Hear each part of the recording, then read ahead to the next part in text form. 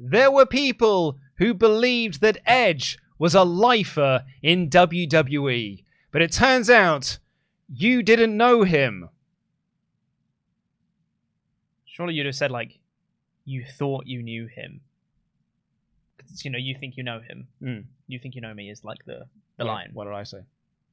You didn't know him, or something like that. Yeah. It wasn't the right thing. Yeah, it wasn't quite the right thing, was it? Do you want to do it again? Retake.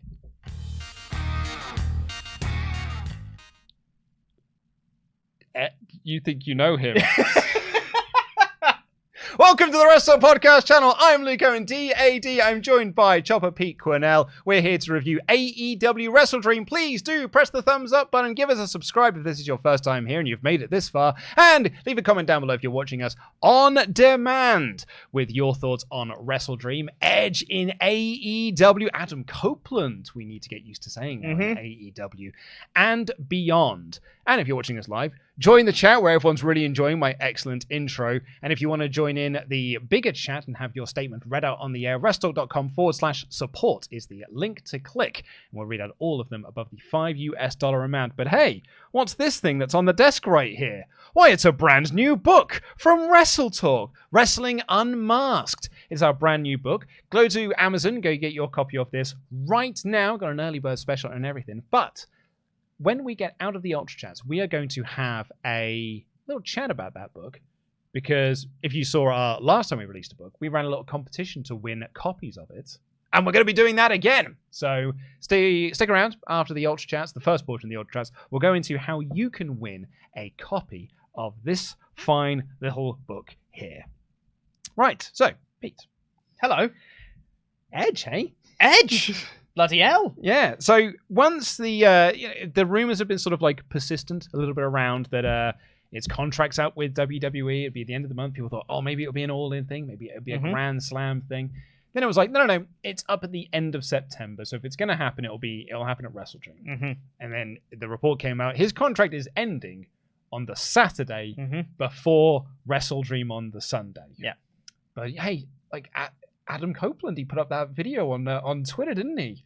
Where he was like, "Oh, you guys, you got to stop reading the dirt sheets because the truth is, I've got emails from WWE about saying I don't know where these reports are coming from." He also said he wasn't returning at the 2020 Royal Rumble. Yeah, I know. Yeah, I mean, because a lot of people messaged me like, "You guys are spreading false rumors." Edge is telling you that he's like staying with WWE, and I was like, "Have we all forgotten the Rumble? We literally forgot." And then Mike Johnson reported, "Yeah, he's coming back at the Rumble," and Edge was like, "No, I'm not." And then he did.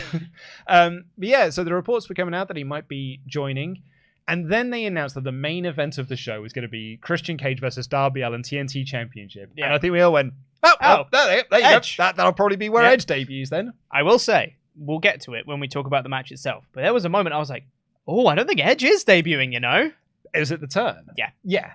That's what I had the same thought as well. Because the end of the match, it's Christian, he's beating down Darby Allin. They're tied 1-on-1 in the 2 out of 3 falls match. Christian has torn up the ring. He's exposed the boards. Sick unprettier on the boards. Some near falls that followed on after that, including a coffin drop and this and the other. Sunset flip bomb. And the referee gets speared. Referee's down. And so Christian goes out the ring and he goes and grabs the TNT Championship. And he's in the ring. Nick Wayne, the mentee of Darby Allin, who at the start of this match was just like, with him on the ramp being like, "You got this, bud, you got this." Nick Wayne runs down. He grabs the title from Christian. And him and Darby square off against Christian. And I thought, and this is where Edge comes in. This is where Edge comes in, exactly. This is where Edge comes in, and you're going to do a tag team stare-off. Edge and Christian reunite against the team of Nick Wayne and Darby Allin. I thought, oh, that's a saucy little bit of drama. Before I could really complete my thought, Nick Wayne clocks Darby Allin with the TNT Championship, and my mouth dropped. Because we all were speculating on the Edge thing, whether the Edge thing could happen or not. I can't remember what I said in the prediction show. I think I might have even said I don't think it will happen. That was before the news came out that his contract ends on the Saturday. And I was like, oh yeah, it probably is. Oh yes, it probably is then. But once the turn happened, I was like, oh, I didn't see it coming. Yeah, I was like, oh, this is... I think this might be why they wanted this to be the main event angle. And then I had an internal debate within myself to be like, do you think that's worthy enough to go in like the main event spot? Are they purposely like trying to mislead the fans? Because why would you put it in the main event if you're not having Edge? You would specifically not have it in the main event to make sure that people aren't disappointed. I'm like, I don't know if this is a wise move from AEW, like not having Edge debut here and putting him in the main event. I don't know about this. I was playing the Twitter discourse in my head, being like, this is going to be a failure. It didn't deliver on Edge. Backlash to this choice and all that stuff. And I was like, okay, here's Sting. And I was like, it's Luchasaurus. I was like, oh yeah, just coming out in a second. Okay, yeah, never mind. Yeah, we're fine. Because Sting comes down and you're like, all right, this sets up, a Sting tag match maybe. Yeah. Luchasaurus there and you're like, 1, 2. There was only 2 on that side. If they had a third member on their team, that would actually even up the numbers game. I was watching WrestleDream in the office this morning. I was just by myself in the office, and I literally, because I'm in an iron back and forth. I was like, I guess Edge is coming. I'm not sure. I don't know if this is right. And then Christian left the ring and then got a chair, and I was like, I literally clapped and went, Concerto. Of course it's Edge. Edge is of course. Yeah, Christian sets up to do the Concerto on Sting. Yeah. Lights go out. Crowd pops because this was I hate to use the word smart crowd, but this was like a proper hardcore wrestling crowd. This was a crowd that were chanting Defy when Swerve Strickland was in the ring or Darby Allin was in the ring. They were in Seattle. This was a crowd that popped. The moment I knew that this was a hardcore crowd or a smart crowd is when they all stood up for Julia Hart doing the moonsault. Mm-hmm. Like when she teased the moonsault and then Statlander stopped her and the crowd booed. And then she got up to do it and I was like, and they all stood up to do it. I was like, it's because it was massive on Twitter over the weekend of like, who's got the better moonsault out of Julia Hart and Tiffany Stratton. I was like, okay, this is a hardcore crowd that are tapped in. So the lights go out. They all pop because they all have figured out, this is what is coming now. Yeah. And they show this video package of a guy getting into a car and he drives somewhere. Yep. No Russell Crowe in this, so -5 stars, obviously. And he drives to the building and the lights come back up and the sort of, the baddies are stood there with their chair in hand being like, what does all of this mean? What is all this? And then a lady's voice says, you thought you knew him. Mm-hmm. Bam, bam, bam, bam, bam, bam, ba-dam, ba-da-dam, ba-da-dam, ba-da-dam, ba-dam. On this day, Edge comes out. Barely see him because of the big plume of smoke. So much smoke. Like, Edge? Is it Edge? You're doing Christian's taunt. But Edge comes in, does his big old entrance and everything, and he comes down to the ring, asks Christian to hand him the chair, sort of teasing that he's going to join the Christian coalition. And instead, he clocks Nick Wayne, a brilliant swerve bite as well, because he goes to lift up the chair, and then there's this pirouette turn to hit Nick Wayne with it. I always get worried about that because you have to get chair shots right, and there has to be a lot of swing going into it. And I hate it when people are just like, and they just kind of jab people with it or something. I was like, this has to be an effective way to do it. And then I was like, oh yeah, you spin. That's how you do it. Think of the torque, Yeah, And so he great. Clocks Nick Wayne, throws it at Luchasaurus. Chucked it. Christian bails. Yeah. Pair of spears. Christian Bales. Christian Bale. Yeah. He was there. All the stars were in the building today. You and he are done professionally. Yeah. And a couple of spears to Nick and Luchasaurus. And he then shakes hands, Edge does, with Darby Allin and Sting. Yeah. And that's how the show ended. That's how the show went off the air. Very, very cool moment. Like an all-time debut for AEW. I thought it was awesome. I have the most notes about this match because it was me just going, oh, spot, oh, this thing, oh, now this thing's happening. And then it was like, okay, here's my excitement ramped up as soon as the match was coming to its closing moments because the match is ending. And then what's going to come afterwards is no. And then, surely this is Edge. Concerto, surely now. Was Matt. But I thought it was absolutely wild. I think it was really well done. Not quite sure what the car driving thing was about, but that's fine. I think they could have just played the music and achieved the same thing, but that's okay. Driving to the arena, mate. Got to get there somehow. And we got to show it. So Adam Copeland on opposite sides to Christian, not teaming with him. Would you want that as your first view? Do you just want the Edge and Christian team up, or do you want Edge to be his own guy? I said this to Tempest in the predictions video. We were talking about, what would you do with Edge if he came in? And I was like, my problem is I don't think I want him with Christian at the moment because I really like Christian's act. Agreed. But then Tempest kind of talked me into it because it was like, it's an interesting power shift of Edge playing second fiddle to Christian as opposed to Christian always playing second fiddle to Edge. You look at that 2001 heel turn that Christian had, where he was the one who was carrying the King of the Ring trophy for Edge and this and the other. And I was like, that'd have been quite a fun little power shift and dynamic and stuff. But yeah, I like Christian's act. I don't need Edge in that act. It's even better now that it's got Nick Wayne in it. Yeah.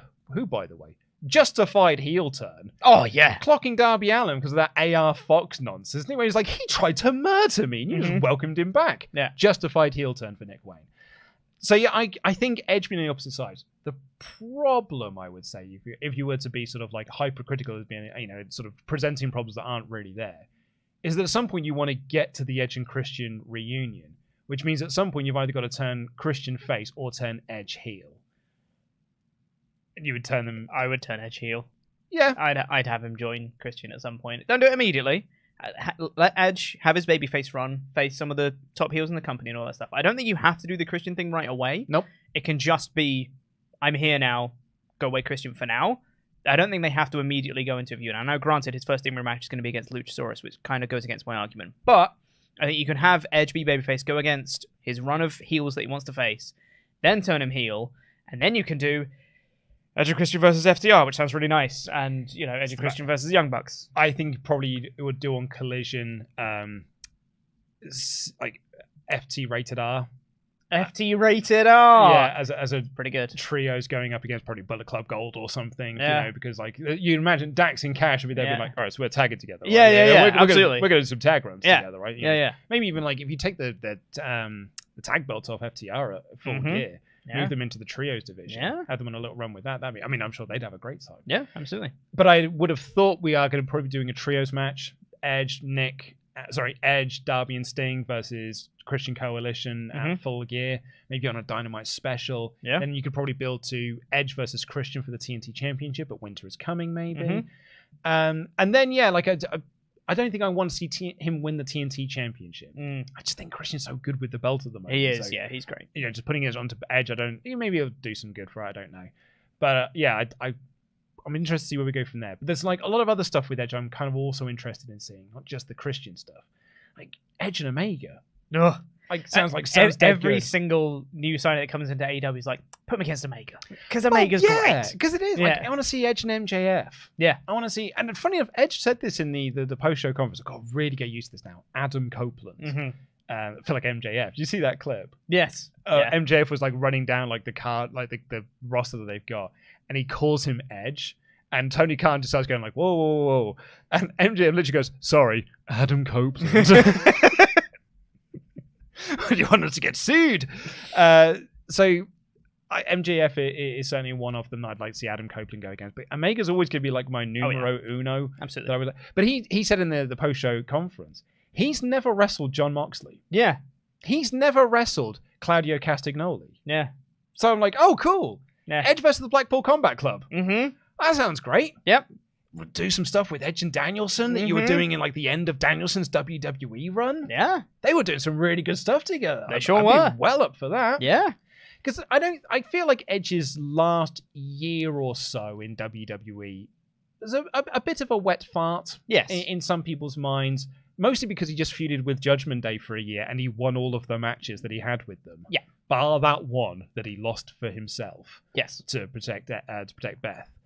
So I feel like, people are saying, Edge, really? Is this what you do? But then all of a sudden he comes in new coat of paint, which is weird because it's not a new coat of paint. It's literally Control-C, Control-V. It's the same coat of paint, but in a different room. We'll come on to that in a second. But it feels new and it feels fresh. And all of a sudden I feel like Edge's interest in Edge has completely been revitalized. When he came back to WWE and he did a list of all the people that he wanted to face in his time there and then didn't because they wanted him to feud with Randy Orton for a year and then Judgment Day for a year and all that stuff. Seth Rollins for 6 Seth Rollins for ages. I want him to do that but in AEW but for real. Have a laundry list of people that you want to have matches with and just do them. Kind of doing what Danielson's doing right now. He's got a year left or whatever, and he's just handpicking opponents, being like, I want to face this person, this person, this person, and it's going to be great. I think you can totally do that with Edge for now. You can milk the momentum of him coming back and just be like, it's Edge in a match. You don't even need to have a big story for it, because the story is Edge is wrestling in AEW, and that's all you need. Then you start moving into more of like the blood feuds, and then you start getting into story. Then you can start doing heel turns, whatever else. Super excited for what is going to come with Adam Copeland. Yeah, and it's like he's announced for Dynamite this week. He's doing a promo on Dynamite. He's announced for Collision this week. Then he's announced for a match in Dynamite the following week. Yep. Because he's back as a full-timer. They were very clear about this in the press conference. This isn't like the part-time deal that Edge had in WWE. This is a full-time deal. Yeah. Which means more matches, more appearances, more pay-per-views, just more Adam Copeland. And I think integrating him into the roster in that way that doesn't make him just like that pay-per-view special attraction that comes out, kind of like what Saraya is at the moment, or Saraya sort of feels like she's brought out for, every now and again. Yeah. It just feels like kind of what Christian is. Just a regular member of the roster that's just there all the time. Yeah. I think that's going to do a lot of help for him as well. I agree. That sort of part-time stench away. Yes, exactly. Yeah. Yeah, super pumped for what he's going to get up to. But I think on the debut itself, I think you and I had the same thought on this. When he came in, I just got this weird feeling, and I was like, oh, this is exactly like Cody debuting at WrestleMania, or returning at WrestleMania, when it was like, that is just AEW Cody, but now over here. That is just WWE Edge, but now over here in AEW. And it just feels so strange. Yeah. This weird, like, cognitive dissonance. Like, oh, what is this? It's so weird. Yeah, when Cody... So surreal. When Cody debuted or returned at Mania last year, it was like a little bit of code had just been taken from... Like, we just pressed Control-C, Control-V on this bit of code from AEW and have just pasted it into our game over here. We're just moving the exact character model and over... Because it's same... Wrestling is more than one. Yeah. Better, and the same music, the same entrance, the same graphics, the same gear. It's literally... AEW Cody in WWE, and I was like, oh, that's weird. It's so surreal, so weird to And then see. it went after a couple of weeks, whatever, and it was fine. But on the moment, it was like, oh my god, this is weird. And the same thing with Adam Copeland here, because he came out, and it is, even down to, you thought you knew him. Yeah. Or you think you know him. Yeah. It's like just that, I think it's Beth that does it as well, which I think is I don't cool. know. Yeah. Apparently, I think it was, like, some of the cool. reports said it's Beth that did the voice. And it's Metalingus, and they've timed it at exactly the same point of stuff. Like, it is... Literally, Control-C, Control-V. Yeah. We've taken him from 2K23, we've put him in Fight Forever. Yeah. And it's just weird. Yeah. He came out and was like, oh, what universe mode have I entered into here? It's so great. It's so great to see that, because it gives you that sense of just like, oh, anything can happen in wrestling. I literally wrote in my notes here, it's the same!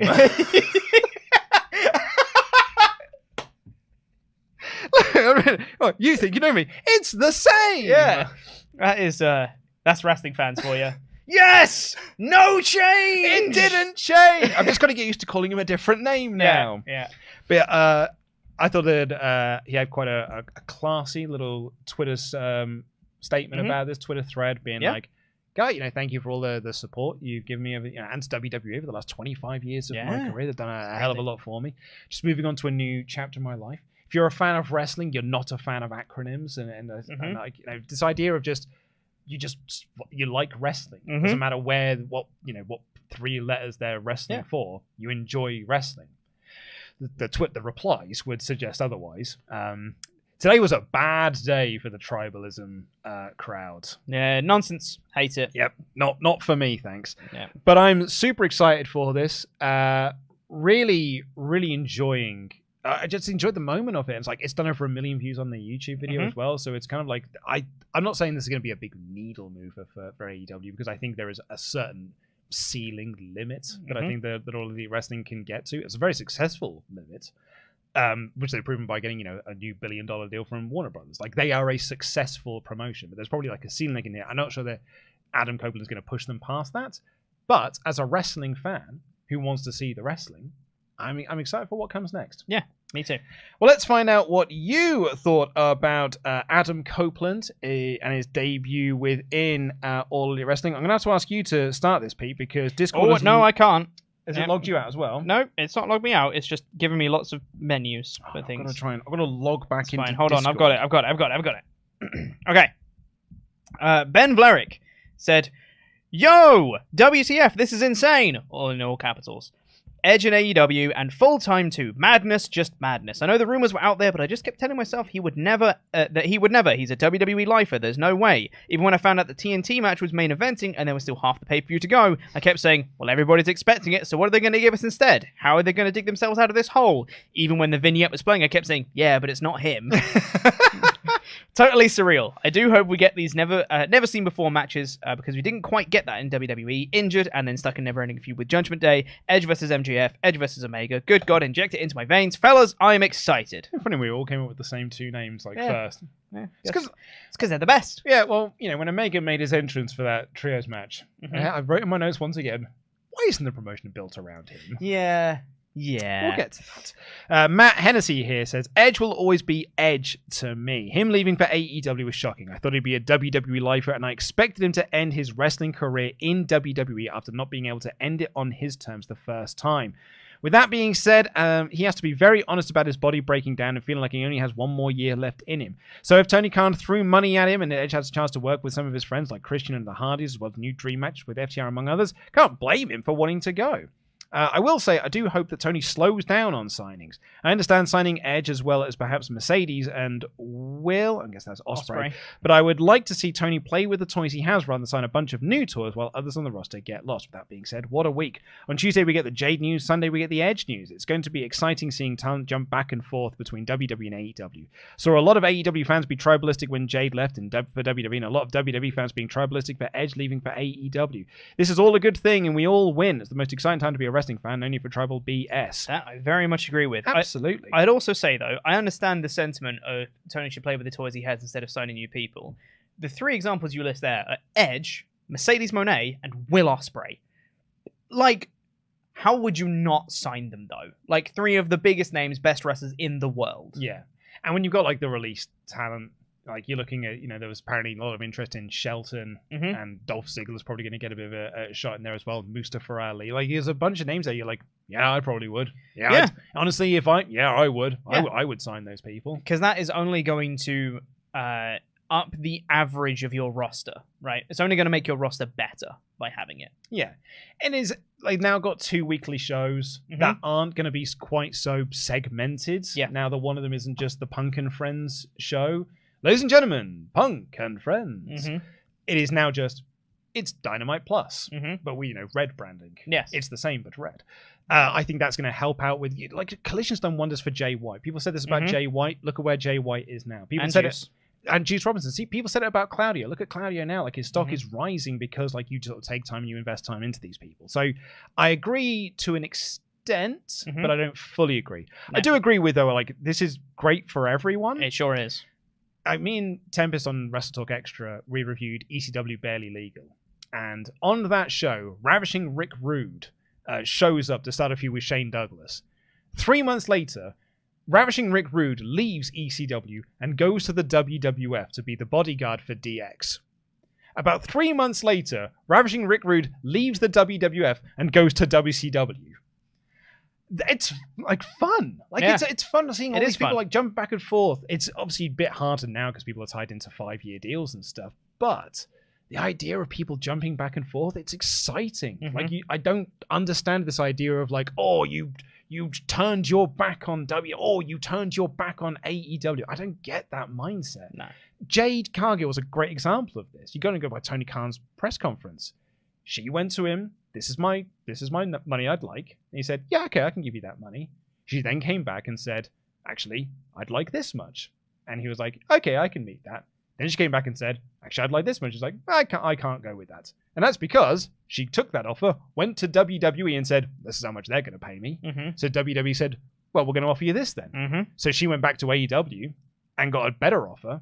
And then she took that to WWE and said, well, they've upped their offer to this now. So WWE gave her more money. This is good for everyone. Yeah. Wrestlers make money and we get excitement. Yep. This is nothing but good. Yep. John Rye said, am I the only one disappointed that Adam didn't join Christian? I really wanted them to be a team and called Daddy Christian and Uncle Adam. This show ruled. Swerve versus Page was awesome. Zack Sabre Jr. versus Danielson was incredible. An incredible show.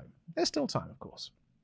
Jimmy G has been a member for 25 months in a row. Said, what do all the new talent do when the person they're coming in to save is getting beaten? Let's dance or pose on the ramp, but not going to lie, Adam, not Edge, is so cool. In fairness, I get that because you look at the Jeff Hardy. That's the most egregious version of this. Yeah.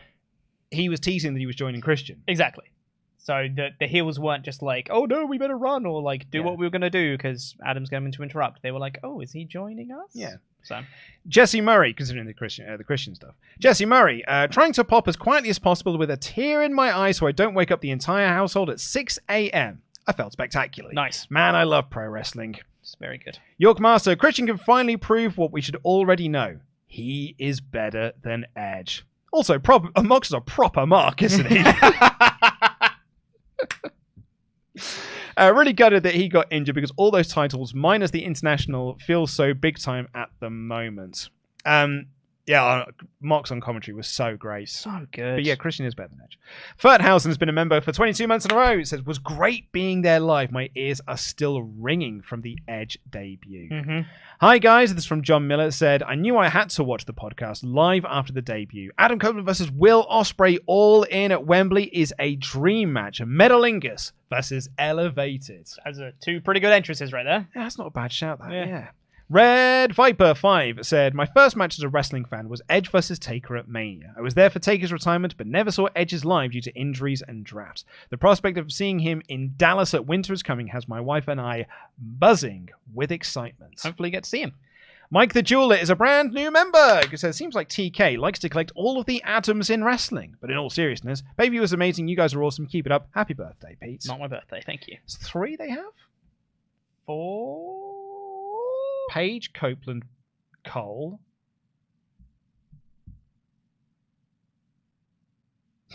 I feel like I saw a tweet where there were 4 of them, and now I can't think of the 4th. Pierce, no, that's in WWE. Maybe it is 3. Yeah, I'd say there's 3. I can't think of another Adam. Because there's 2 pages, because there's Adam Page and Ethan Page. Yeah. And there's a Brian Cage. And there's a Brian Cage. Yeah. Oh, yeah, with Christian Cage. Yeah, but, like, Cage. Adam Page is sort of the crossover with the Ethan Page. He's in the Venn diagram. He's in the middle. Someone who's more creative than us, make that as a Venn diagram. Good. Kevin said, I fantasy booked Edge's last run in WWE in my head with a run as a US champion, putting his career on the line at every defense, then trading in for a World Heavyweight Championship at WrestleMania because it's the title he had to vacate when he retired so he could be put over as champion. Wouldn't have been quite a cool little story. That's a fun story. Isaac Cordy says, when Darby shook Edge's hand, the camera shot panned to Stink just to look at him with Stink! Not Sting. Well, it is. It's an AJ Styles thing. Well, yeah. In TNA, Stink, you're wrong. Shot pan to Stink just to look at him with a weird look in his eye, thinking he was are you gonna take my student? Cinema. Or am I reading too much into it? Could be that one. Edge versus Stink? Edge versus Stink. The Outer Rim Observer has been a member for 15 months in a row. Says, I figured he would team with Christian right out of the gate, but I'm still excited for his future. Same. Edge is all elite. Andy Sandbox, on this day, Adam. Feels like a heist that Adam Copeland is the rated R superstar.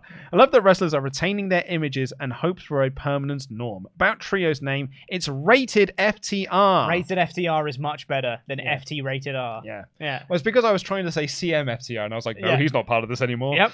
Regarding the main event, All Out was main evented by the international title. WrestleDream was main evented by the TNT title. I think it's fair to say they've done a very good job of elevating these titles to the point that a main event makes sense. The match is delivered, and I can't wait to see what's next for the TNT title.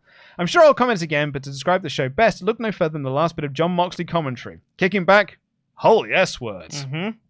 And D-Matic for now says, for me, Edge is still a WWE guy. I hate to see him leave, and him going to AEW is just strange to me. It is surreal, but I think it's a very good thing. Right, let's get into the rest of the show. Actually, first we do that. We're running a competition, everyone. We've got a brand new book here, Wrestling Unmasked, and we're going to be giving away 5 paperback copies of this. So all you've got to do is email support@wrestletalk.com with the subject heading, I want a free book, please. And we will close that on Monday, next Monday. So get all of your submissions in for that now, and then we'll draw them at random, and you can win a free copy of this fine here book. So we'll announce the winners on next week's Raw podcast, which will be on the 10th of October, the same day that I'm going to see Scene Queen. Nice. And also, Tempest's birthday. And you're all going to see Hustle. Yes, we are. That's a busy day for all of us, really. Busy day. Yeah. So Wrestling Unmasked, it is articles from WrestleTalk magazine. We picked some of the best articles that talk about the controversial, shocking, and largely untold stories about wrestling politics behind the curtain shenanigans. Mm-hmm. It is... I like behind-the-scenes stories. Mm-hmm. I've always been, if you literally watch the other channel I launched called Cutscene, Mm-hmm. that's kind of my bag, baby. Is Yeah. I like to know the behind-the-scenes shenanigans going on. And as a wrestling fan who's been reading The Observer for 15, nearly going on 20 years now, it really is my bag. Like Mm-hmm. I love to get all to the backstage drama. If you listen to WrestleTalk Extra, that's the stuff I really like to dive into. Is the backstage politics and the drama and the fights or controversies and this, that, and the other. And this is a book that puts them all into a nice little bundle for you. Mm-hmm. So it's very, very cool. Are you interested in how one wrestler gave another a receipt during a match and it led to a court case? Ooh.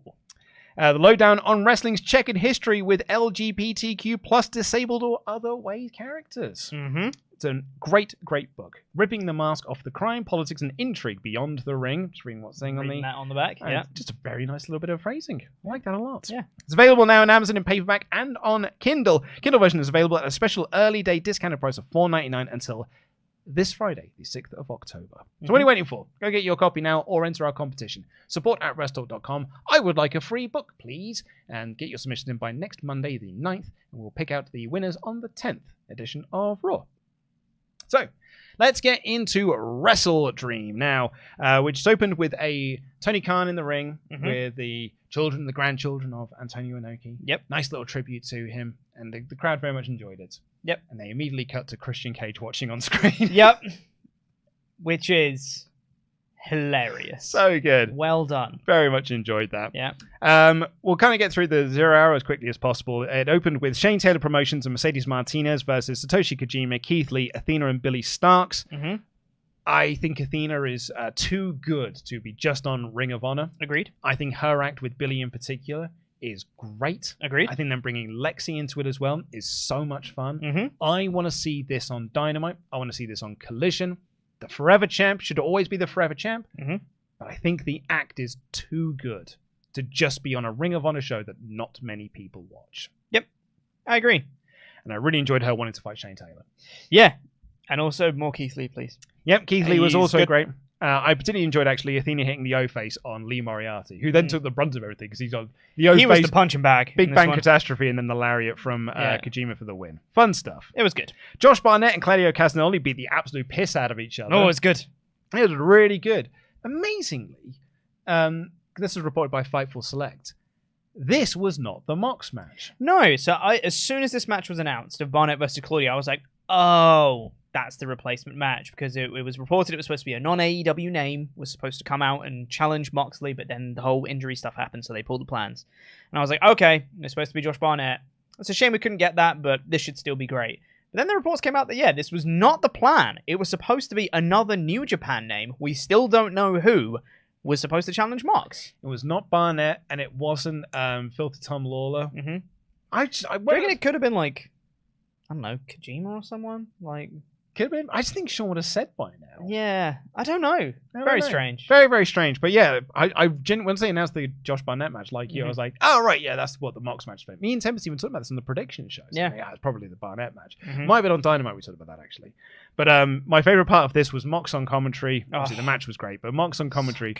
Once Claudio, at the end of it, got him in submission, he said, and this is a direct quote, "I will poop my pants if Josh Barnett taps." He also dropped an F-bomb on commentary and Yeah. then had to apologise. And an S-bomb as well. Oh, yeah. Mox well, was- that one's fine. Yeah. They do that all the time on Dynamite. Yeah. Oh, yeah, but not on commentary. No, that's Because true. there was a moment during when he was out for Danielson's match, he had to put his hand over the microphone so he could swear. Yeah. And then said, "Are you happy with that, guys? I put my hand over. You couldn't really hear that one." Anyway, Mox was great. The match was really, really good. Claudio got the win, and afterwards, Josh Barnett really put Claudio over, Mhm. saying that Inoki would have endorsed you. Yeah. And I can tell you that because Inoki endorsed Inoki endorsed Barnett. Yeah. Great stuff. JR also had a fun time in this match because him and Barnett used to be commentary tag partners. Yeah. Luchasaurus kicked the crap out of Nick Wayne and won very quickly. Here's high angle German suplex. Sure did murder that little boy. Yep, and then he did the choke slam over the ropes onto the apron. Ow. Ouch. Nick Wayne, if you are watching this, no, of course, I know you are. Of course you are. I would expect a lot of spears coming your way over the next few weeks, my friends. If you're showing up to work and you're like, what's my spot today, boss? I can tell you what it is. You're getting a spear from Edge. Yep. That'll probably be what you're doing for the next handful of weeks. Please. From Adam Copeland. I really enjoyed Nigel McGuinness comparing this match to Luke Skywalker versus the Rancor, only this time the Rancor's going to win. And lastly, on the kickoff, the Acclaimed defended their Trios Championships against the Mighty Don't Kneel.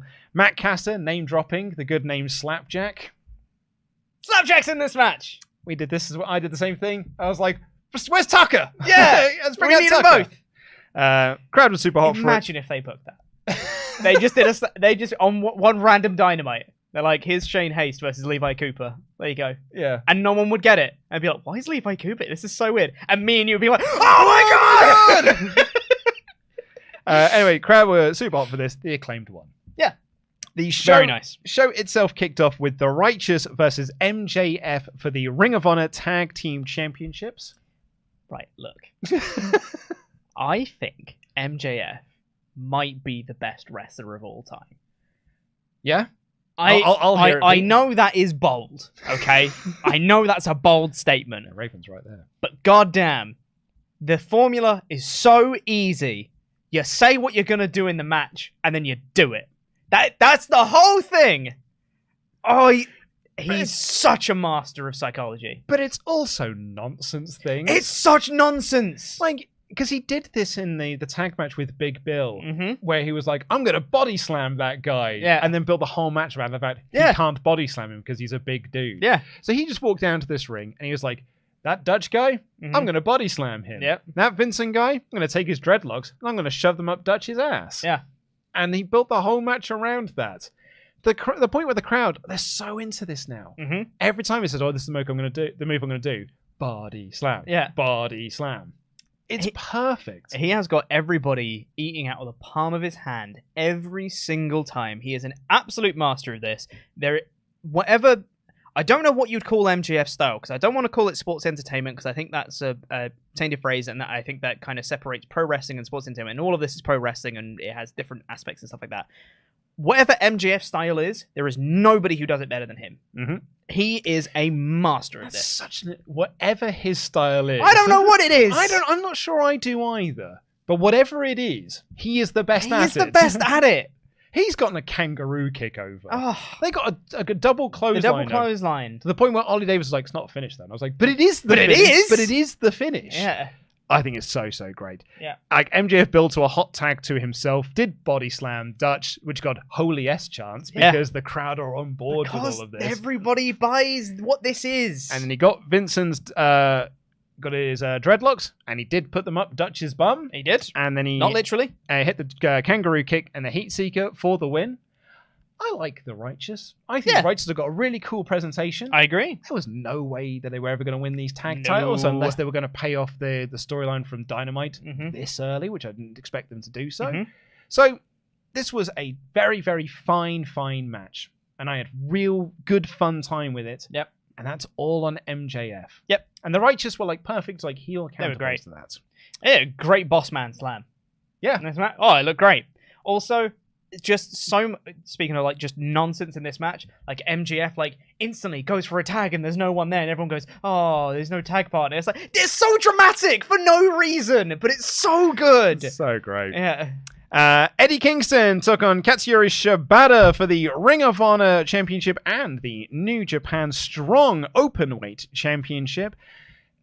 I'm going to put over the commentary hard on this show. Same. That's what I had written down. Yeah, put over commentary hard on this show because I think that they did some great work during the Danielson Zack match. Yep. But in this match, they got over, I love this, that Kingston is a fan of a different style of Japanese strong style. Yes. So you've got Shibata coming in with his style of Japanese fighting spirit, and Kingston coming in with his different take on fighting spirit. And that was the styles clash that you had there. But it was a styles clash that worked perfectly, because it turns out that both of them are just hitting each other as hard as you can. Pretty much, until the other one falls down. Yeah. Which is so good. And I love that they both were going, just obviously it's this kind of match where instantly it was just chops. You know the one. But I love more than anything that they were saying, like, Shibata's the pure champion. He's a pure style of wrestler. And there was one point where Kingston only managed to escape because he got his foot on the rope. And the commentary was like, this was a pure match. Shibata would have won. Yep. That's his thing. He's the pure champion. That's what he does. And then, but Kingston being, they're not wrestling a pure match right now. So Kingston has the upper hand because this is more his home territory. I'm like, that is so clever. That's so smart. Some really good, a lot of stuff with the spinning back fist. And then it hit a series of back fists and a powerbomb for the Eddie win. Yep. And then Eddie, because he's a true professional and such a nice guy, at the ring, let Shibata have the moment. Yep. His music fades down. They play Shibata's music, and he gets to have the platform and the spotlight, so we can all say, it's just, you look at him and Copeland and Danielson and even Christian. There was a period of time where they were not wrestling. Shibata was done. Yeah. Danielson was done. Yeah. Adam Copeland was done. Christian was done. They were all done. And we're getting to watch them wrestle again. It's crazy. And Shibata's in the ring there, and Eddie Kingston was just like, you go, man. Yeah. Like, I get this a lot, so you need this. You deserve this. And Shibata was out there at the start with the tribute to Antonio Inoki as well, so that all kind of played into the whole thing as well. Oh, it's great. Perfect. Lovely, lovely stuff. Speaking of lovely stuff. Oh, mate, this match ruled. This match was so good. For the TBS Championship, Julia Hart versus Chris Statlander. I am actually going to put this match up on a pedestal. I'm going to highlight this match a lot over the coming weeks, months, and years. Yep. As an example of wins and losses matter. Because this could have just been, it's Chris Statlander versus Julia Hart. And, yeah, Statlander wins. Sure. Lol, we move on to the next thing. Yeah. But they built up Julia Hart so well with this string of wins that this crowd did not know who was going over. Watching this at home, I predicted Statlander on the predictions video. I was so torn, though. And I was like, she'll probably pick up a win on Collision. She is getting killer, ratings at the moment. There's every chance they might just put the belt on her. Yeah. And I'm watching this match, and they worked this match so well that I really did believe that Julia Hart was going to pick up the win, particularly after that moonsault. Oh, what a near fall that was. There were so many points in this where I go, there you go, there's the finish. Oh, no, wait, there's the finish. Well, no, wait, where's the finish? And I just went back and forth like that for a while. And they didn't get that much time. I think this was the shortest match, not including 0-hour matches. This was the shortest match on the card. It was about 9 minutes, I think. Which isn't all that long. For your one women's match. That's a different conversation. Do better. Different conversation.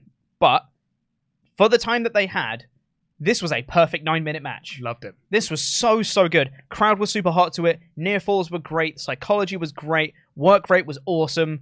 Statlander got the win in the end. Perfect. This crowd really... this match was great anyway, but this hot Seattle crowd elevated this match something fierce. Yeah. This is awesome chance for it. I mentioned earlier, when Hart teased the moonsault, the crowd yes, go for the moonsault. And then Statlander stopped it. Boo. But then she fights back out of it. Gets herself up to hit the moonsault. You can literally see the crowd standing up. Oh. Yeah, because they're like, well, this is it. This is it. Yeah. We're going to see the moonsault. I get to see the moonsault. Get to see the moonsault. That's going to be the finish. But Statlander, because the problem with your moonsault, Julia Hart, is you don't get enough distance on it. They're too close to the ropes, mate. It's not like Tiffany Stratton, who I think could do it in a 3 rings over and would still hit it. She dives. She does. Yeah. I don't know how she does it. It's crazy. She's like Kurt Angle. Julia Hart's like Kurt Angle doing the moonsault, which is I feel like Kurt Angle's going to twat his head on the turnbuckle when he's coming down because he gets no distance on it whatsoever. But man alive, it's so good. It was such a good near fall. Yeah. And then eventually she gets into the end of Heartache. Statlander powers up out of that, showing that strength, the super awesome, strong character that she is. Tombstone pile driver, gets her back up, and hits the Sunday Night Fever for the win. 10 out of 10 match. Oh, it's perfect. 10 out of 10. What a match. No notes. Yep. Loved it.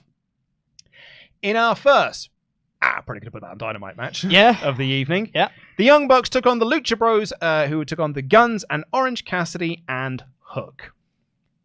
Right, so the Bucks won. Yeah. And given the angle that you did All Out, given that Full Gear is in LA, makes sense. Mm-hmm. You're going to do Bucks FTR 4 at Full Gear in Bucks' hometown, and they'll probably win the tag belts. Makes a whole mess of sense. Sure. Really didn't think they were going to win this match, No. though. I really thought Hook and Cassidy were going to win. Yeah, I wasn't sure who was going to win this one, but I didn't think it was going to be the Bucks. Just because they've just done Bucks FTR 3. So I was like, well, they're obviously not going to do Bucks FTR 4 yet. That's literally what I said in the predictions video. I said, we literally just did that, so I don't think we're going back to that well anytime soon. Yeah. But they did. And, great, Bucks FTR, Never bad. It's going to be a good match. We know that. Yeah, I just thought it was an odd time to have them do it. And as you said, I probably would have had this on Dynamite or Collision or something, because it was a good match. I had a lot of fun. It was a lot of action, very fast-paced. Good 3.5-star match. Yeah. But it's just, it's a multi-man tag. With the bad rules. And I know I will never get over it. Because if you're doing a fatal 4-way tag, you should have 4 people legal, 1 from each team. That's just how it should work. Okay? I hate the other version. It really winds me up. Well, then you get to do the fun comedy tag spot where Austin Gunn tries to pin the Colton Gunn. It pisses me off, because why doesn't that work? That's in the rules of the match. Well, it does work in WWE, because the New Day did it once. Yeah. It's stupid is what it is. But if you just don't have any of that confusion by having 4 people legal, 1 from each team, then you don't have any of that nonsense, because everyone knows the rules, because it's just a tag match with more people. It's just the same but different. Pete, you are preaching to the choir on this one, because I would do the same thing. No, I will never get over it. But apparently it's much harder to work that way. Because there was a, I can't remember who said this on a podcast now. It's going to really do my head in. Someone might be able to help me out with this in the chat. But they did it was a 4-way tag match, or a triple, like a 3-corner tag match thing. Yeah. And they did it with the rules of 3 people in the ring at the same time. It might have been like Damien Sandow who was talking about this or something. Sure. And he said, it is so much harder to work. Because otherwise, all you need to do is just do a one-on-one match. Mm-hmm. You can do a one-on-one match in a ring. Yeah. But if you're trying to do a triple threat match, that is also a tag match, that's way harder to plot out and way harder to figure out. Crazy. But the way you do it this way is it's just a singles match. And then eventually someone tags in and it just becomes a different singles match. Okay. My counterpoint, I know that I'm technically, supposedly arguing with Damien Sandow here. I think it was Sandow. Don't quote me on that. Someone who almost certainly has a lot more wrestling knowledge than I do. This seemed complicated as hell. Legal people barely mattered in this match. I don't think that complicates much. If you're going to do all this stuff, tagging doesn't seem like that crazy a thing to sort out. In a match like this, I've just got one requirement. Mm-hmm. So long as the legal man pins the other legal man. That's fine. I'm absolutely fine with it. Yeah. I don't mind outside of that. I'm not in the whole legal man syndrome thing. I just want the legal man to pin the other legal man, because otherwise I have to deal with dickheads on Twitter telling me that the not legal man did this. Yeah. But so just make sure the legal man gets the one that gets the pin. That's fine. And they pin the other legal man. Yeah. I'm happy with that. Yeah. But yeah, it was a good match. But on a show that was 4 hours long, 5 with the pre-show, I probably would have cut this. I'd have cut this one. And if if AEW are moving to the WWE model of a pay-per-view every month, which is the reported plans, Warner Brothers want out of them, then, because they're going to be moving to HBO Max, and they're going to be charging, it's a bigger conversation, I get, maybe not for this podcast here, but if you're going to be doing this every month, I think you need to start 4 hours is fine if you're doing it 4 times a year, 5 times a year. If you're doing 4 hours a month every month, 5 with the pre-show, might start to get a little bit much. Yeah. I don't mind the length or the girth of these shows, but I can see why people don't. Ollie's a bit tight about this sort of thing, and he doesn't like the length, but I really think that there is a way to find a balance in all of this. I think if you cut a couple matches off this card, golden. Would have been totally fine. Yeah. There's 2 matches I think I would have certainly excised. I've seen some people say about another match that's on this card excised, but I think that is a wrong mindset to have, because I would not have cut that match. Fair enough. I'll also say on this one, I thought they had a better finish where Hook had the red rum in, and then I think it was Matt Nick did the 450. Nick did a 450, and I was like, oh, great finish. That's a really like shocking finish. And then he kicked out, and then it just carried on for like another minute. There was a few more spots, and then the Bucks just won, like in some moves. I was like, I feel like that other finish was better. It would have been a more like climax, like spot, rather than the Bucks being like, oh, okay. Yeah, well, you're not pinning Hook. Well, you're pinning Penta instead. Actually, Penta was the smart person to pin there because his tag partner was taken out early doors in this. Yes. Barney is it's a little bit banged up, his old Ray Phoenix. So a taped up shoulder, apparently. Hopefully he will be okay because he's got a match against Nick Jackson this coming week. Yeah. Out of nowhere, so they cut to the commentary desk. Who are just getting ready to throw to the next match. They're going to throw to the graphic, to be like, up next is one of the most anticipated matches of the night in Swerve Strickland and Hangman Page. Yep. And Tony Schiavone, apropos of nothing, just said, guys, it's my WrestleDream to work with you guys. And Nigel at Excalibur was so taken aback by it. Excalibur was like, I did not expect there's been a saccharine commentary. I was like, aw. That's quite lovely, really. Yeah. And it was a genuine moment of Tony Schiavone. He had so much fun in that tag match. He was like, this is my dream. Yeah. This is my WrestleDream. It's very nice. Love you, Tony. So up next, would you mind turning the aircon on for us, please? Yes, I will do that. Thank you. Because I need to cool down while I think about this match. Because very hot match. This very incredibly hot match. Swerve Strickland versus Hangman Adam Page. I think this might be my match of the night. I'm too into the Danielson match, but that's fair. I honestly, if you send that to me, I'm gonna be like, oh no, you're wrong. Blah, blah, blah. Yeah, I'd actually be like, no, I can see why. I don't know between the two. It's one of those. This was, I think, the best built match going into it. I think this had the best story going into it. I think this had the best promo work going into it, aside from the Christian Darby stuff, which has been exceptional. But dude, when Hangman Page made his entrance, I'm like, that's the guy right there. That's the guy right there.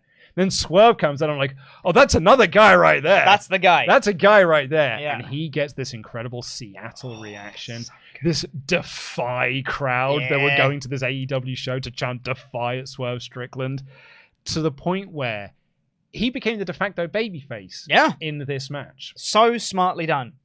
Very smartly done, because this crowd wanted to boo Hangman Page because he's not Swerve Strickland or from Seattle. Yep. So they were booing Hangman and cheering Swerve. And because this storyline has very much been Page is the babyface, Swerve is the heel. What they did is just that, well, Hangman is not the heel, but he's working heel. Yeah. Swerve is not the babyface, but he's working babyface. Because that's the way the crowd are reacting to this. They're just playing with the crowd and playing. Then they're sort of creating the notes. They're just filling in the gaps. And it was exceptional stuff. It was so good. I'd say the footnote, the summary you need of this match is it was on Hangman Page's name bar. It said, "It's always in their hometown, huh?" That was Adam Page's name bar, right? And that is the whole match. That's what the whole match is Hangman Page being like, oh God, I'm in Swerve's hometown and I don't like this. I'm literally in Swerve's house. I'm in Swerve's house, right? And Swerve relishing that he's in Swerve's house. And they set that up on on Dynamite. Yep. Because he was like, dude, you can tell me everything you want, but you're coming into Seattle. Yeah. Like, you can talk about this dark cloud that's following you around. You have no idea what's coming for you when you arrive at Seattle this Sunday. And I don't think Page really did expect what was coming his way in Seattle on this very Sunday. Oh, it was so good. There were so many great spots. There was a dead eye on the steps. Swerve Strickland is one of the smoothest wrestlers I've ever seen in my life. All right, here. I love the way he moves around the ring. Oh, it's wonderful. It's Kenny Omega-esque. The one thing I used to love about Kenny, and still do, is I love the way Kenny runs the ropes. Like, he does that little skip before he runs. Yeah. Swerve has this way of these one-handed handstands and lip-de-doo nonsense to get into a suplex. I was like, whoa! Oh, he's awesome. Over there now. Yeah. It reminds me distinctly, a similar style but different is Kyle O'Reilly, who just has a movement around the ring, and it's very him, and it's the same thing for Swerve. The way he moves is like nobody moves like Swerve. He's so good. Remember when Shawn Michaels faced Hogan at SummerSlam, and I said, oh yeah, he sold it like flubber because he's just bouncing around the ring. Swerve Strickland is flubber in control. In control flubber. In control flubber, just bouncing around the ring all over the place. It was so good. But this great match for me kicked into a top level gear with the arm break spot. Oh, so good. And it was a brilliant arm break spot as well. And Page sold it brilliantly. And he eliminated the Arsenal. Yeah. He eliminated the buckshot that was always sort of prevailing in the background of this and the hard strikes of Hangman. Swerve cuts it out, removes it from the match. Not quite enough, though, because Page is on the outside then getting checked on by the doctors. So Swerve hits him with the Swerve stomp while he was on the apron. It ruled. Beautiful. Then he hit a 450 splash to the injured arm, targeting 450 on the arm. Yep. Dang, it was good. And like in desperation, Page then starts going for the injured hand of Swerve Strickland because he stabbed the pen into his hand on Dynamite. So it's almost like I'm the wounded animal now. Desperation move. I've got to do something here. So he starts targeting the hand and trying to go for the hand. He hits the buckshot, but it's with the arm. He cannot capitalize. Slow in for the pin. Prince Nana puts Swerve's foot on the ropes. Brilliant spot because then Nana's getting ejected by the referee.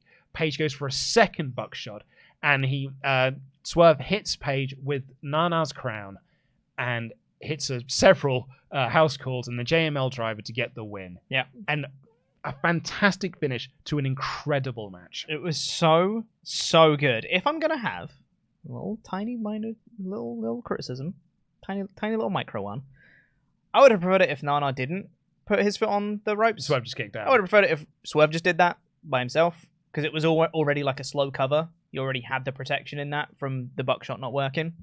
That is it. That's my only criticism of the whole match. Yeah, I think I would agree with that. I mean, you need the referee distraction. And I think you could still do it. I just think it's not that it made Swerve look weak because he obviously didn't look weak coming out of this.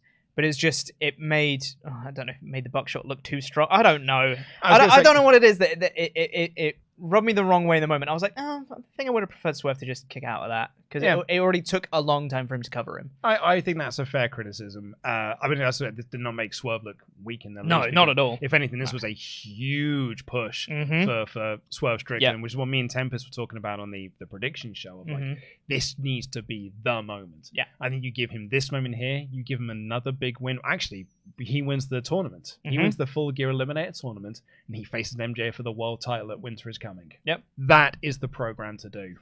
And honestly, I'd probably put the belt on him. Yeah, I said, now is the time. Now is the time was my final note of this. And I said, I could see Swerve dethroning MJF. I don't know if it's now. I don't know if it's Winter Coming, Full Gear. I don't know if it's Revolution. Whenever it is, I could see Swerve doing it. Because he's the man. He's the man. He's the man right there. Oh, he's so good. Shout out to Amanda Savage, who is in the chat. WrestleTalk.com's Amanda Savage. Not only had a superb support WrestleTalk sign in the crowd that I anonymously credited to you. I didn't realize it was you. I sent you a message about this on Twitter, but I didn't realize it was you holding the sign up. I just saw the sign. I was like, oh, sweet, someone's got a sign in the crowd. Put it in the news. And then I was only after I'd recorded and everything. You were like, oh, it turns out that was Amanda Savage. It's Amanda. I was like, so that's awesome. So apologies for that. But Amanda was in the media scrum and everything. So well on you, bud. That was awesome work. Thank you so much. Stuff. Good stuff representing us. And you made us look much better than I perhaps did when I was in there and I asked MJF about his mum. Yeah. So you were asking, proper questions. Actual questions. Actual proper journalism. I loved that match. Journalism. I loved that match so much. So great. So this is the other... could have happened on Collision match, that. Yep. But I get its placement. Because this crowd were going to be white hot coming out of the Swerve match. Do you want to go straight into the Danielson match? Yes. And possibly have a tired crowd? Yes. Or do you have this Ricky match here? No. I get both sides of the argument. Yeah. I probably would have just gone straight into the Danielson match. Yep. Because I think this is one of those... I probably could have put that on Collision, mates. And really what this match was this was a backdrop to set up Starks versus Moxley for when Moxley comes back. Because it was about, Starks has been at Yuta doing moves and then looking at Moxley's while he's doing them, looking at Moxley while he's going for pins. He gets the win over Willie Yuta with the Rochambeau. Good match. It wasn't a bad match, which is why, I don't think this is a, people 4 out of 5 show. I could have cut this, every match delivered for me. So, it's still a 5 out of 5 show for me. But it's, this was background stuff to kind of set up something that will be happening down the line. But it was fine for what it was. It was fine. I really enjoyed Mox's line of commentary, which is, charisma helps you pay the bills, but it doesn't win you matches. And he said he's got such an annoying mouth, but he's so pretty, I don't know whether to fight him or date him. It's good. Very, very good. Mox is really good. Mox was great on commentary. Yeah. And then Moxley had the time of his life in the next match. Yeah. As did I, as Bryan Danielson took on Zack Sabre Jr. in... I don't think it's going to be out... Like, it's recency bias, but I will need to sit and reflect on this a little bit. I don't know if this is going to top Omega Ospreay from Wrestle Kingdom as my match of the year. Yep. But this is a strong number 2 currently. Yep. That could be my number 1. Over the next few weeks, I'm going to sit on this, and when I come to do my end of year awards, and I've got to give out my nominations, there's every chance this might be my number 1, because I freaking loved this match. This match was straight fire, as Becky Lynch might once have said, or as the kids on Twitter might have said. This was so great. And here is why I love this match. I mean, obviously, it was a technical masterpiece. Yeah. And I loved it. But there was a great little bit of Mox commentary. When he was talking about the differences between Zack Sabre Jr. and Bryan Danielson. He said, you see, the thing with Zack is that Zack is a meticulous, planned-out wrestler. He knows exactly what he's going to do to you when he goes in the ring. He's like a coach with a playbook, and he's doing those plays. Yep. He'll start at your ankle, and it will work you way up to the wrist. And it will have gone exactly as he plans. But that often means that you can't color outside of those lines. Bryan Danielson is a reactive wrestler. He's got his plans and everything, but he's a bit more free-flowing with those plans. And he's also easier, which then makes it easier for him to react to certain things. So if something's not going his way, he can pull out a different playbook and go in a different direction. Those are their strengths and weaknesses. Or just all strengths. And that played into a spot where Bryan Danielson, favoring his right arm, the arm that he hurt in the Okada match, is giving Zack Sabre Jr. some uppercuts. They're giving him an uppercut exchange. And he's giving him uppercuts with this left arm. And they're just not effective. And Zack is literally looking at me and wait, what is this? What are you doing? Come on. This fighting spirit? I thought you were supposed to be the best technical wrestler in the world. And he's there trying to give it as much as he can with his left arm, but it's not working. So reactively, he uses the right arm. And that was an error because that's the arm that hurt. And Zack was got you. And he's that was his playbook. That was his plan. And he then targeted the right arm. And they just told these stories throughout this match. And every single one of them was perfect and beautiful. And I loved them. Yeah. So good. Yeah. And this is exactly what people would want. If you said, I want a Bryan Danielson versus Zack Sabre Jr. match, this is exactly what you want. This is the match. This is an absolute technical wrestling mastery showcase. I also think that some people, may not have seen a lot of proper high quality technical wrestling before. They might have seen, the big Bryan Danielson matches, watch the Iron Man match from Revolution or something like that, I hope that this makes fans of technical wrestling out of this match. Because I think this level of technical wrestling you don't really see. You see technical wrestling, and you see chain wrestling as part of matches and stuff like that. You might watch a Chad Gable match on Raw and be like, oh, that's fun. But this level of technical wrestling through a whole match to tell a story with the psychology and everything going into it, there is nothing like this. And I hope that people now become fans of technical wrestling because of this match. One of my favorite things about Zack is, some people are what's Zack's finish? Everything. Everything is his finish. Everything can be a finish for Zack Sabre Jr. because he can make it a finish. Yeah. He can just get you into 18 different reversals in the same, 18 different submissions in the same spot, and you won't know which one's coming next. Yep. He's incredible at this. And, as the big nerd that I am, I'm ooh, this is the Bryan Danielson who won the Best Technical Wrestler award. So much so that the award was then just named after him in the Observer. Bryan Danielson kept winning the Bryan Danielson award because he had it from 2005 up until 2013. And the person who beat that for him was Zack Sabre Jr. Yeah. And so Zack then had it for the next 7 years and just kept winning it year after year after year because he was the best technical wrestler in the world. Until Bryan Danielson came back, and Bryan Danielson started to win it again, and Bryan Danielson's won it for the last 2 years. So, since 2005, only 2 men have won this award, and they were both in this match, and they showed you why, because this was just the best technical wrestling. This match was just perfect. Yeah. And I loved the commentary in this, not just Mox. Nigel had this moment when Zack was in the Tree of Woe and he was getting kicked and stuff. And he was not defending himself. And they were oh man, Zack needs to defend himself. Jim Ross being Zack needs to defend himself. And Nigel goes, it's okay, Jimmy. Doesn't need to. He's just resting. Nigel being the number one like Zack Sabre Jr. fan, and I love it. He's great with the Christian stuff as well. Those two on Collision were hilarious together, just like yucking it up either side of the desk. You know where Zach's going, ring, ring, ring, ring, and I was like, oh, what is that, Zach? What is that? He goes, oh yeah, sorry, it's my phone. I've got to take this phone call. Sorry, do you mind if I get this? No, go for it. Ring, ring. Yeah? Oh yeah. Who was that, Zach? Oh, it's Brian Danielson. He's phoning it in. And then Nigel's like, yeah, good one, Zach. Just doing over and over again. And they were so great together. And, oh, by the way, Brian Danielson did a dragon screw in this match. Oh, I hate the dragon screw so much. I thought he broke his leg. It was awesome. I hate the dragon screw so much. I love it. Oh, it makes my stomach turn. And some dragon screws are terrible in a good way. Some are like, and this is one of those. This is one of those. Because this was a proper, like, I've just turned your leg the other way round. Yeah. Oh, it was great. So great. What match? Nigel and Mox were enjoying this match so much. At one point, they both stood up to get a better look at the ring. Yeah. They're like, I don't want to look at the monitor. I want to look inside the ring and see what they're doing. Mox threw off his headset at one point and said, yeah, F that guy.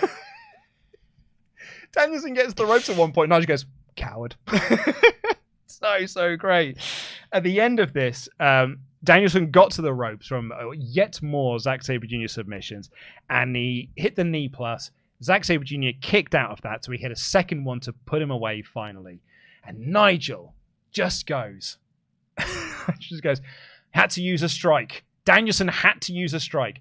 Zack Sabre Jr. is still the best technical wrestler in the world. Yeah, yeah, he is. But also, Brian Danielson's the best. Love this. It was great.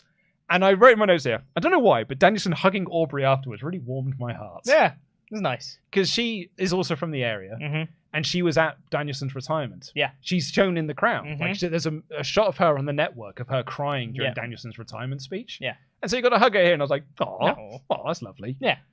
It's 7 stars. 7.5 stars. Yeah. It was great. Up next. A match that was it was the Golden Lovers and Chris Jericho versus the Don Callis family. Yeah.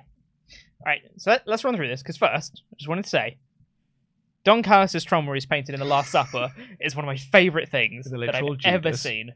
Is hilarious, and I love it. That's all. Look, I like the action. It was frantic. I quite like this match. I particularly enjoyed Ibushi rising like Godzilla at one point because so the heels were there being like, and then the match is insane. Ibushi's like, hello. Yeah. And we got Super Ibushi and he just like knocks out Omega. We got knocks like out Ospreay. The no-selling Ibushi, where he just takes all his stuff. He's like, all right. And, it's so good. I love that. Battered Ospreay and he battered Sammy so he could have the showdown with him and Takeshita, and that stuff was like magic and awesome. It had like Ospreay and Omega, and I was like, well, that's obviously really, really great. Jericho is like, when he needs to, he can get into that gear, and he's just like putting on really, really great. The match he had with Sammy Grand Slam, really, really good. It's just I'm not into that storyline. And this Callis and Omega and Takeshita storyline has been going on now for about 6 months. And the finish of this match was built around Jericho and Sammy. And I'm like, why? Yeah. Why do we keep delaying this Omega Callis story? Why do we keep kicking this can down the smegging road? And I'm ready for us to get into the next gear of it now. I'm not into the Sammy Jericho stuff as much as I am the Callis Omega stuff. Yep. That's the stuff I want to see. And this match had Omega, Jericho, Will friggin' Ospreay was in this match, and Kota Ibushi was in this match, and Takeshita was in this match. 3.25 stars. Like, it was like a totally fine trios match. And at the end of it, I was like, I get the argument of why people don't like trios matches on pay-per-view when they just want straight singles matches. Yeah. Because, this was not as good as Swerve versus Hangman. Yes, I agree. I think I liked it more than that. I think I preferred... I really, really enjoyed the action in this match. I got really into it, and I was really looking forward to the babyfaces getting a win, because I think they need one, and they didn't. And it was all... as soon as... I'm sure Sammy Guevara's a nice person, but anytime he got into the ring and started wrestling, I was like, my investment just drops like a couple points. And Then he started getting involved in the finish. I was like, oh, I really hope this isn't the finish. And then I saw it coming. I was like, oh, for God's sake. And then Guevara got the pin. I was like, oh, he's the least interesting part of all of the 7 people in this. Guevara's the least interesting bit of it. And I know, obviously, you need to put investment into it to get people to care. But I just think there's so many other ways that would have been better than having Guevara win here. There's so much more interest in Callis, Omega, Ibushi, and Takeshita. Yeah. Particularly because they set up, on Dynamite and stuff, they're going after the heart of Omega. They're going to target Kota Ibushi. Mm-hmm. So, sure, build the finish around that. I also really like the story of Kenny Omega is not winning matches now that Don Callis isn't his manager. That's a fun story. Yeah. And sure, that plays into this finish. He can win this match. But it's the other story. Mm-hmm. Exactly. And it's the story I'm just a bit, on? Yeah. And that's it for me. It's an anticlimactic finish. Here is my big criticism I would put on this match. Will Ospreay was in this match, and he may as well have not have been. Yeah. He had some fun spots. If you have got Will Ospreay in a match, he better damn well feel like he matters in that match. Mm-hmm. And he did not in this match. Yeah. And that's a shame. Another criticism, because we're going in, apparently. Do you think the kicking out at 1 spot's being overused? No. No? I pop every time. Didn't like it. Jericho did it in this match, because Sammy Guevara hit a code breaker, and Jericho then kicked out a 1 and was like, no, not the code breaker. And I'm like... I pop for Jericho doing it. Jericho kicking out of his own move at 1. I don't mind that. Here's my thing of Jericho, is he's a very good businessman. And to me, it seems like he anytime he sees something that's popular, he's like, I could do that. Oh, yeah, he's going to have a feud with Edge. Yeah, right? And to me, he's like, well, Omega did the cool 1 kick out. I could do that. It's like, well, it just doesn't ring the same. Like, a code breaker isn't like a symbolic, important thing for you. Something you counted the Judas effect at 1. Even that, I would have been like, whatever. Like that, you're never going to replicate that Omega kick out at 1 at Revolution. You're never going to top it. It's a perfect kick out at 1. And I don't want people to keep trying, because you're not gonna.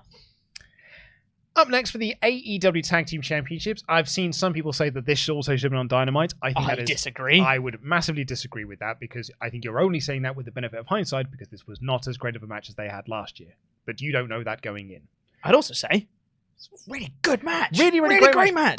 It's such a good time. I'm actually really annoyed that I was as down on this as I was in the edited review. And I wasn't down on the match, because this match was excellent and it was such awesome. a good match. It was so good, because FTR are great and Aussie Open are superb, and you put them together and they're really good. My only problem is just like, well, the Royal Quest match was better, A, and B, and this is just an overall problem with the company, not enough TV time has been given to Aussie Open to make the Seattle crowd feel like Aussie Open could potentially win this match.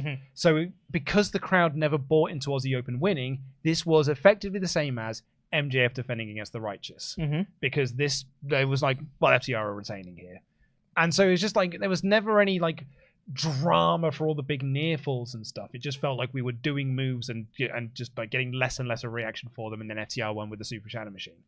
But the match itself, bell to bell, you sort of remove all of that stuff, great. Like, because everything they did was crisp and it was beautiful and superb. Yeah. I have 3 notes for this match, and I apologize to Vinny, who's going to be editing the podcast version of this, because I am going to swear. Uh-oh. My 3 notes are, fucking go on, Davis. My second one is, fucking hell. And my third one is, FTR return in a fucking great match. Aussie Open looked baller.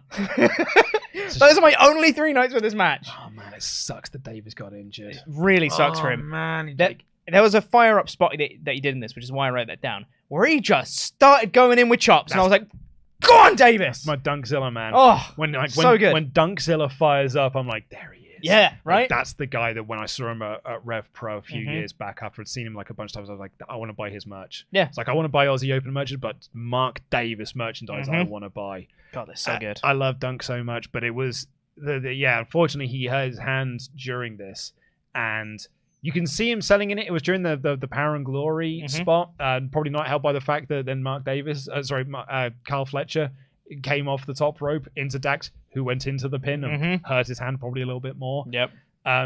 But, the way he carried on afterwards is like, Great. oh, what a bloke. Yeah. But man, like my heart broke for them, particularly as well when I saw Kyle Fletcher's tweet of just being like, I don't know, man. I don't know what's next. It's like, because man, there was a point when Davis was injured for ages, and like Aussie Open lost so much of the momentum that they had. I don't want them to lose that again. Me neither. And I don't want Kyle to lose something because Mark is out. Agreed. So I really want Fletcher to be able, because Fletcher's great. He's so good. He's incredible. You and I often reference this a lot. The progress match he had against Jordan Devlin in the Super Strong Style tournament was so good, because that was like, it's Kyle Fletcher in the singles, and Kyle Fletcher more than held his own in that as as a tag team guy. So I'd like to see something good happen for Fletcher in all of this. But yeah, though I thought the match was very, very, very, very, very good, just not as good as it was last year.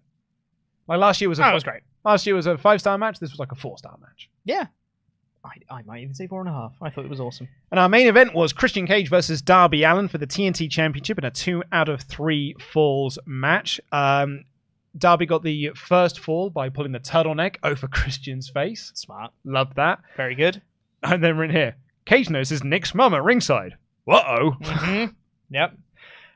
There was a chant, because there was like dueling chants in this for Nick. Sorry, for Darby and for Christian. And when it was like, let's go Christian, Nigel Menino goes, Nick Wayne's mum started that. She threw water into Cage's face, led to some coffin drop stuff. But Cage slammed off the apron Darby Allin into the step bit of the steel steps and got a count-out victory. Yeah. Ow. So, they had to try it 3 times to get this spot right. But goddamn, when they did it, I was like, oh my god. Yep. Darby's dead. That's it. Yeah. Yeah. I don't know. Gross. There's a really funny bit from Darby's Scrum interview when he was talking about Adam Copeland coming in. Apparently Adam Copeland went up to him and said, like, don't worry, I'm not going to be like one of those guys. Talking about like Darby being a risk taker and stuff. It's like, I'm not going to be like one of those old timers that comes in and is like, back in my day. And Darby responds like, back in your day, you were doing spears through flaming tables. I'd have loved it back in your day. So yeah, he got a count-out victory. He then did a frog splash to Darby while Darby was on a stretcher. Yeah. Loved that. So good. He's taken apart the ring. He's torn up the mats. He's exposed the boards. I mentioned this earlier, but good Christmas. That unprettier to the boards was gross. Yeah. It was as gross as the dragon screw that Danielson did to Zach. And they did a lot of, did some Sting-inspired stuff. They did a Scorpion Death Drop, a Scorpion Death Lock.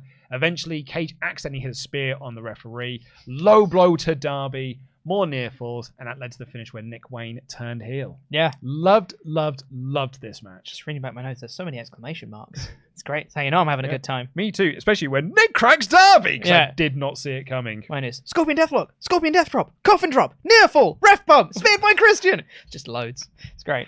It was awesome. I particularly loved the really slow finish as well. A proper like 1, 2, all the while the crowd are like, no, kick out Darby.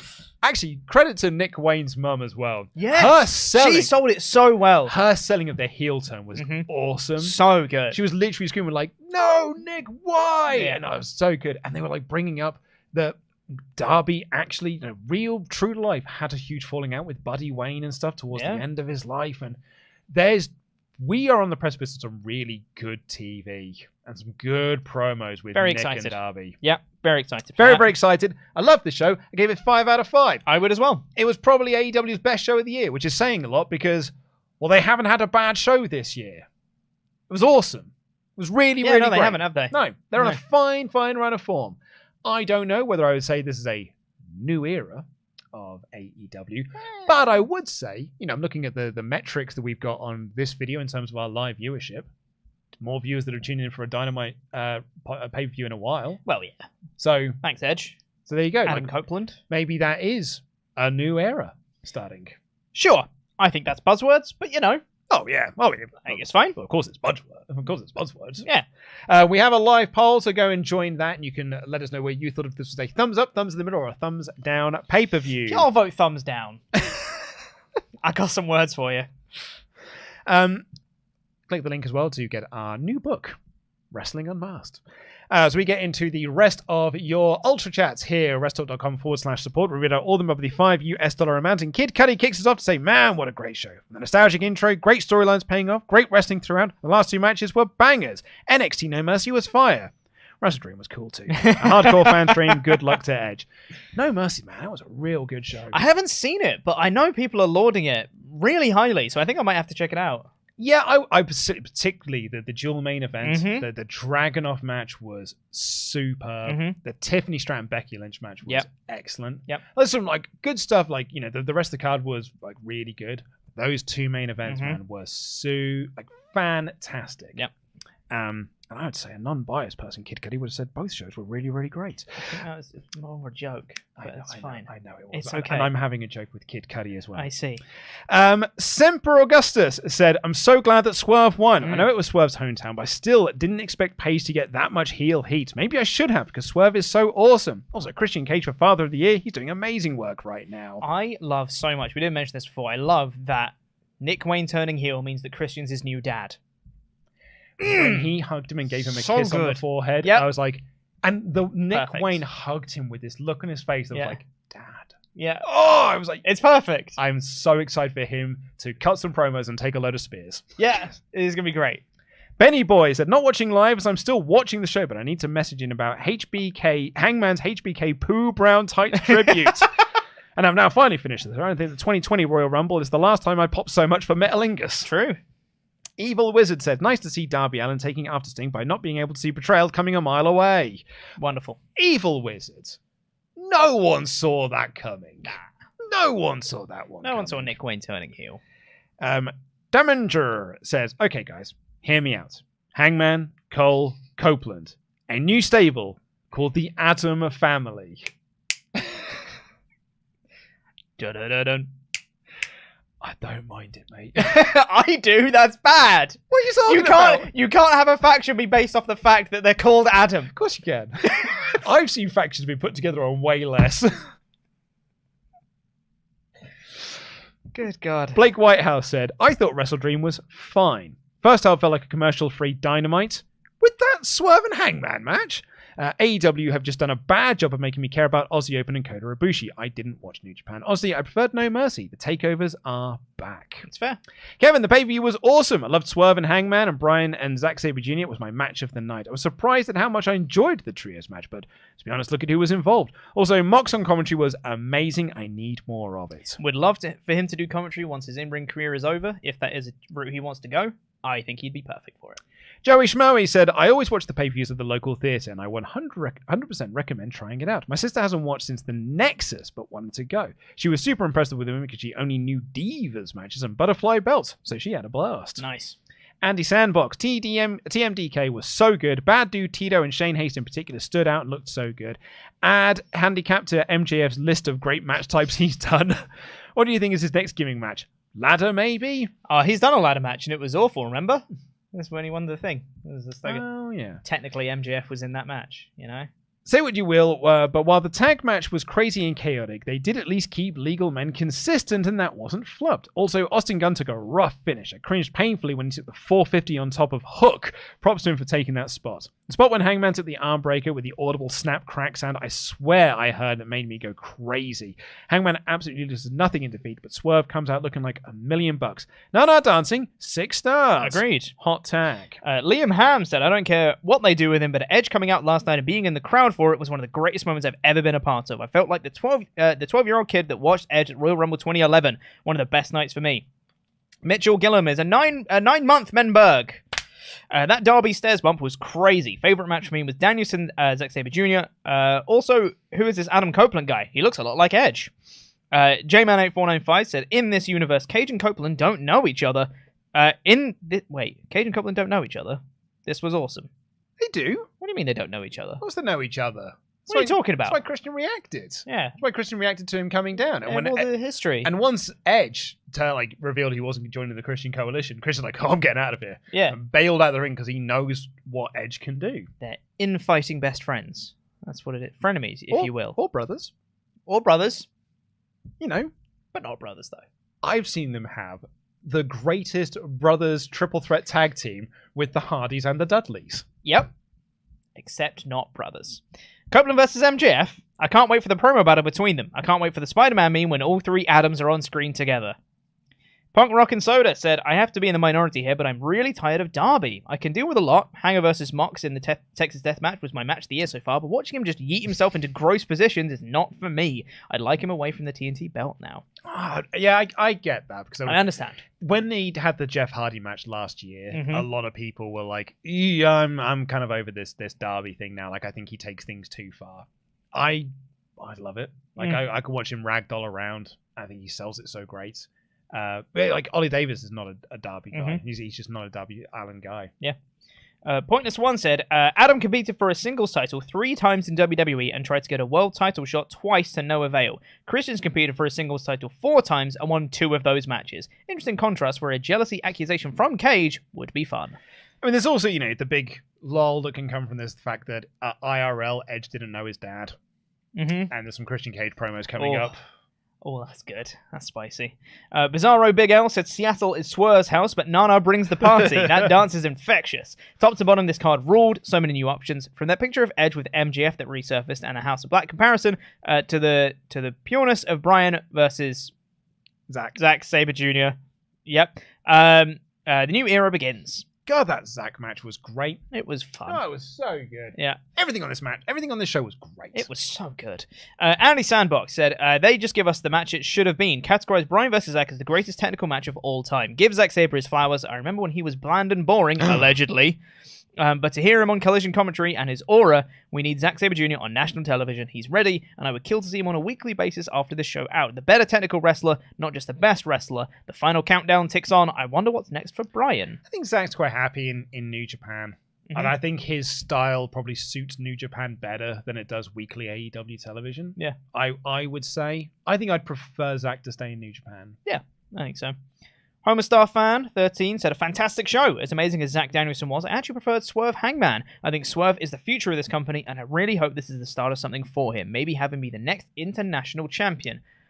It's not a bad shout, but go higher. Next world champion. Yeah. I should have thought this earlier. We should have done a poll of which match do people prefer. I've been very curious to get the takes on that. Yeah. Sujan Sanjay said, greetings from Sri Lanka. I must say, your insights and analysis have truly enhanced my pro wrestling experience. I'd love to hear your thoughts on what could be Edge's biggest match in AEW and what dream opponents you'd like to see him face off against. I think his biggest...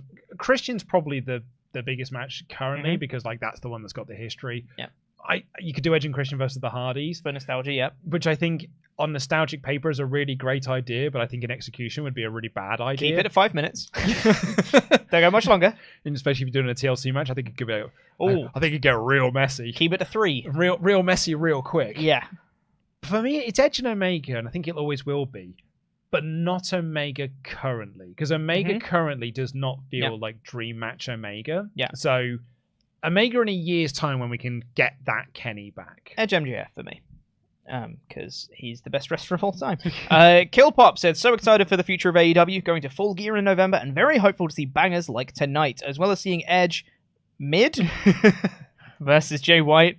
Maybe even Ibushi versus Takeshita. Love the podcast. Thank you so much. I very much think you're going to see all of those things. I think we will see MJF versus Jay White for the world title, which I'm really looking forward to. Yeah.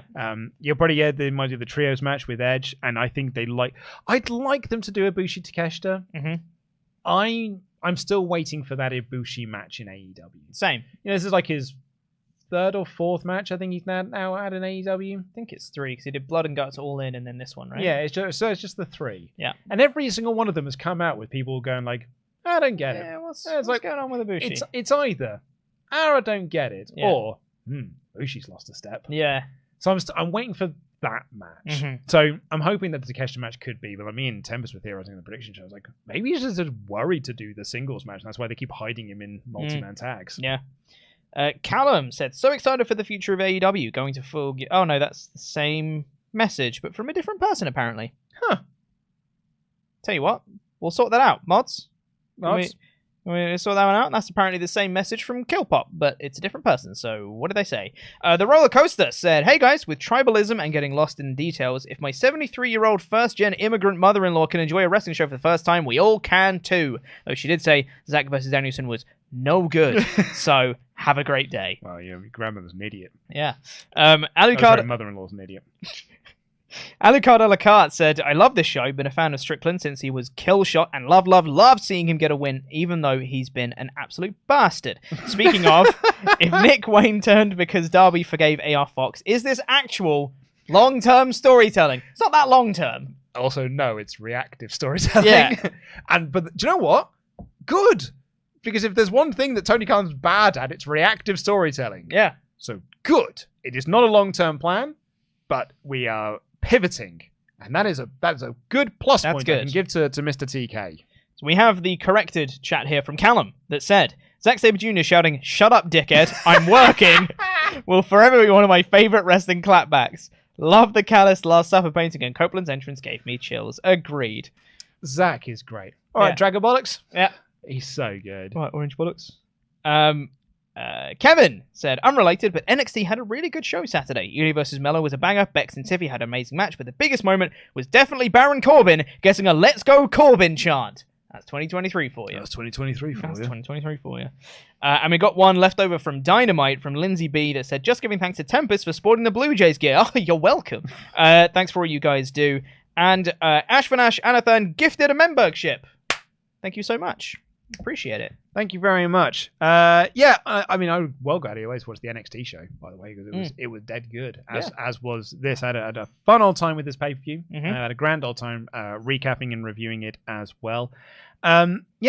Please go and get your copy of Wrestling Unmasked. It's our brand new WrestleTalk book. It's available from Amazon and on Kindle. And if you're one of our Kindle readers, you can get it for £5. Just £5 at the moment. It's an early bird sale on it. That's available until this Friday. But if you want a free copy of it, then all you got to do is email support@WrestleTalk.com with the subject heading, I want a free book, please, and get all your submissions in until Monday the 9th. And then we'll be drawing them and announcing the winners on the 10th. Tuesday, the 10th edition review of Raw. So, thank you all so much for watching. Thank you to our moderators as well. Just going to end the poll and see what people thought of this show.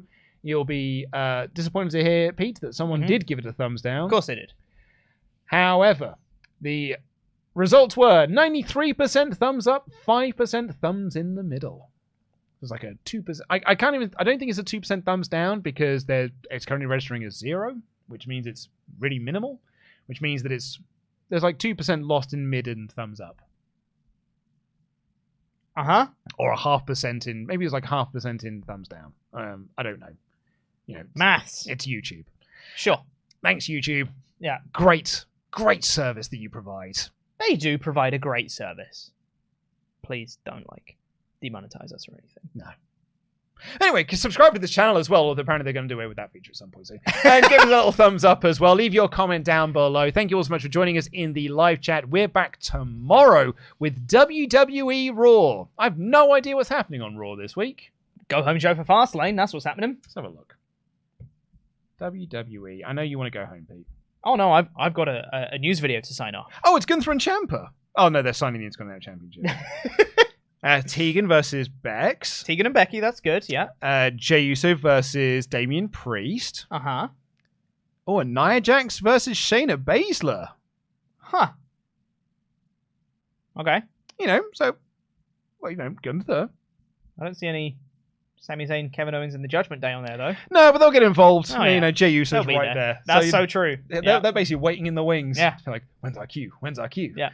So that'll be tomorrow's edition of Monday Night Raw. We'll be reviewing that here on the WrestleTalk Podcast channel. Please do press the subscribe button. We're going to have Fastlane predictions going up this Wednesday as well, as along with the usual Dynamite review, SmackDown, and Fastlane coverage this coming Sunday. Till then, I've been Luke Owen, DAD. That has been Chopper Pete Quinnell. Jam that jam.